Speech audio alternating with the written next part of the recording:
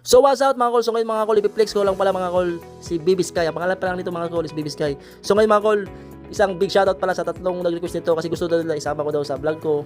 Ay tama nga naman, para at least may views din naman ako, di ba? So shoutout sa yung tatlo, John Efren Macalisang, Edgar Del Mondo, and Joey Delgado. Thank you sa inyo mga kol sa tatlong ito kasi sila kasi yung nag-request nito mga kol. Salamat sa inyo kasi balak din nilang bumili ng minivan, gusto din nila. So ngayon mga kol, itong video mga kol is para sa inyong tatlo. Thank you kasi yung tatlo. So, sa nakita nyo mga kol, inaayos ko itong mga kol kasi simple, galing tayong dagat mga kol. So, talaga nilisa natin to. Ito pala mga kol, ito pala yung deep dish mga kol. So, parang pang hiking na siya sa sasakyan mga kol. Ayos na mga kol, talaga travel na talaga yan, maganda. Saka fit na fit talaga yan sa loob. Saka meron din ako mga camping chair dyan. So, lahat na dyan para kung saan ako malis, at least, nakadidi na ako mga kol. Kompleto na yan lahat mga kol. So ngayon mga kol, yan pala yung sa likod. At saka ito naman yung sa gitna. Yan naman yung sa harap. So sa ngayon mga kol, sa nakita nyo mga kol, ayan pala yung interior na design. Yung sa loob mga kol, sa loob, nasa laking mga kol.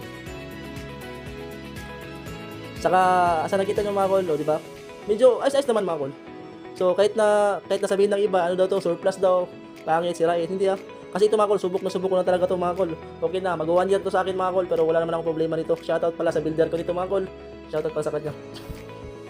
Tsaka sa mga kol, sa nakita nyo mga kol, di ba? So nakita nyo yung loob. Sobrang maganda pa yan mga kol. Sa nakita nyo naman yung yung century mga kol. Itong minivan pala mga kol is DR17W. Top of the line mga kol. Kaya ako siya gusto mga kol. Practical van kasi siya mga kol, kaya ito din yung nagustuhan ko mga kol. Pwede pang pamilya at pwede yan pang kargahan mga kol.